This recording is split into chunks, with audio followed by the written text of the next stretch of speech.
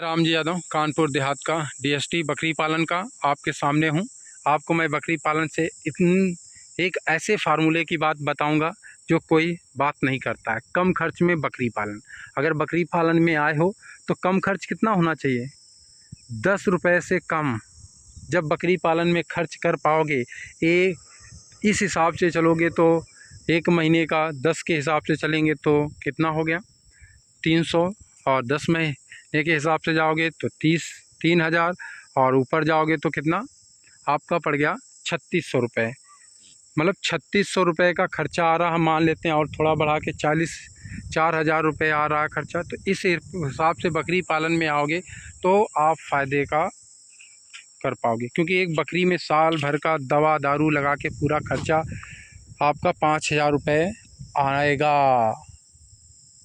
कम से कम आना चाहिए, ठीक, अधिक से अधिक 5,000 आना चाहिए, तब आप बकरी पालन में सही से उतर पाओगे। इसके लिए आपको वीडियो में हम आगे जानकारी दे रहे हैं। बकरी पालन में कम खर्च में बकरी पालन कैसे करें? तो कम खर्च में अगर बकरी पालन करना है तो सबसे पहले आपको पहला कदम, बकरी पालन से पहले आपको ट्रेनिंग लेना बिल्कुल आवश्यक है। ट्रेनिंग के माध्यम से आपको काफ़ी चीज़ें पता चल जाती हैं, जिसमें पहले पॉइंट पर बात की जाती है बीट सिलेक्शन की।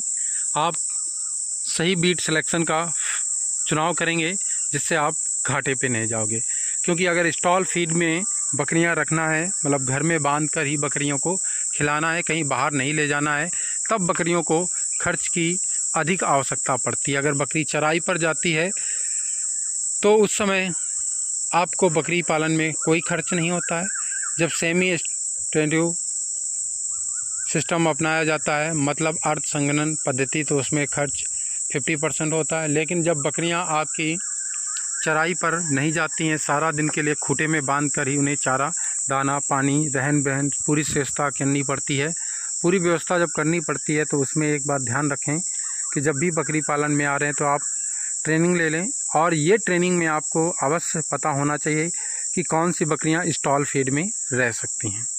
तो आपको सबसे अच्छी बकरी जो स्टॉल फीड में रुकने वाली हैं, सबसे अच्छी क्वालिटी की जो बकरियां होती हैं आपको बता देते हैं। उनमें से बकरी होती है बर्बरी, जो स्टॉल फीड में रोकी जाती है। फिर आपकी सिरोही रोकी जाती है बकरी। तीसरी है सोजत। ये 3 बकरियों को आप स्टॉल फीड में रख सकते हो।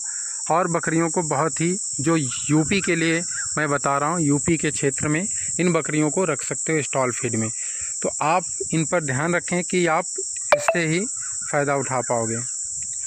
तो स्टॉल फीड में रखने का एक और फ़ायदा है कि बकरियों को इसमें कम बीमारियां आती हैं। इससे अब कम बीमारियां से कैसे आए? अगर आपने उनका जो बाड़ा बनाया है वो अच्छी क्वालिटी का बनाया है तो आपको उस समय वहाँ पर बकरियों को कम खर्च में आप अच्छे से रख सकते। जो बाड़ा होता है वो अच्छी क्वालिटी का अगर बना हो तो कोई दिक्कत होने की बात नहीं होती है। 70% बीमारियां उनके बाड़े की बनावट के द्वारा ही चली जाती हैं, क्योंकि 70% उनका ओपन एरिया होना चाहिए। जो ओपन एरिया होना चाहिए जिससे उसके मल मूत्र की बदबू बाहर जा सके। मेन वही होती हैं, कई बीमारियां पनपती हैं, क्योंकि इस गर्मी के मौसम पर बकरियों पर इतनी बीमारियां नहीं आती हैं। बरसात और ठंड के मौसम में बीमारियां आती हैं, तो हमें वहाँ से उनके मल मूत्र की बाथरूम निकालना होता है। अगर इस पर ये नहीं निकला तो फिर खर्च बढ़ेगा, बकरियाँ बीमार होंगी, तो आपका मेडिसिन में बहुत खर्च होता है। अगर आपने पर बकरी के हिसाब से 50 रुपये खर्च आना चाहिए, इससे ज़्यादा आएगा तो आप ऊपर चले जाओगे। अब खर्च आएगा तो आपका नुकसान होगा, खर्च ज़्यादा हो जाएगा। अब ये कैसे पता चलेगा कि 50 रुपये में होगा?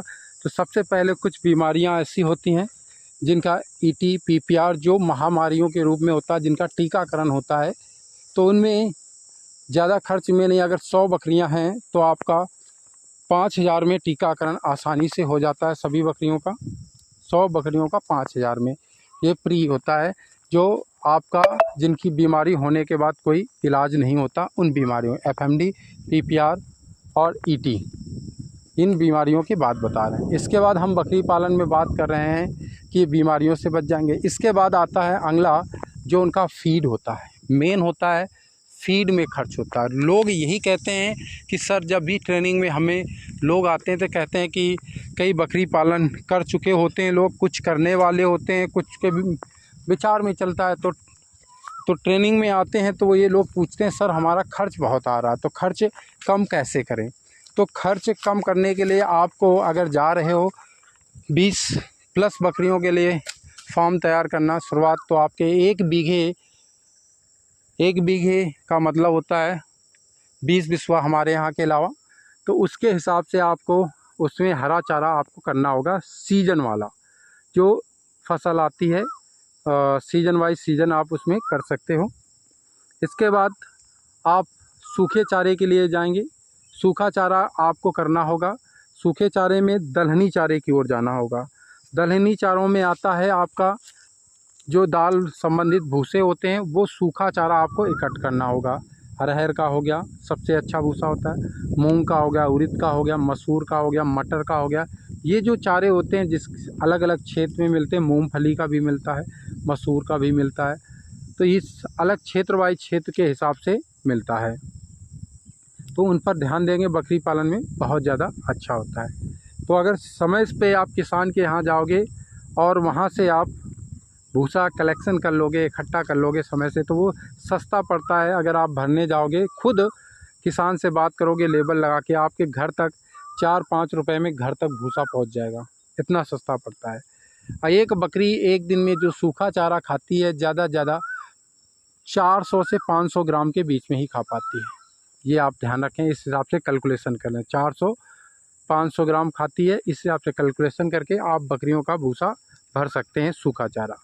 इस पर आप ध्यान दें। तो आपको ये बता दें, जो हमारी बकरियां इस समय चारा खा रही हैं, ये गेहूं की खेत होती, देख सकते हैं वहाँ से यहाँ तक सारा काला बड़ा है।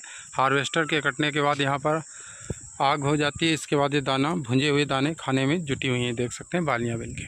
तो हम बात कर रहे थे बकरी पालन में क्या होता है। जैसे मैं पालन कर रहा हूँ, मेरी बकरियाँ 5 से 6 महीने के लिए ग्रेजिंग एरिया में टोटल रहती हैं, टोटल ग्रेजिंग पर रहती, कोई स्टॉल फीड में नहीं रहती हैं। लेकिन जैसे बारिश जुलाई से ये स्टॉल फीड में कन्वर्ट होने लगती हैं धीरे धीरे, तो सुबह का चारा इन्हें स्टॉल फीड में हो जाती है, शाम के चराई पर रहती है। धीरे धीरे हम कन्वर्ट करते रहते हैं, क्योंकि एकदम चारा भी कन्वर्ट करेंगे तो ये ईटी बीमारी होने के चांस होते रहते हैं, तो एकदम फीड भी नहीं परिवर्तित करना चाहिए।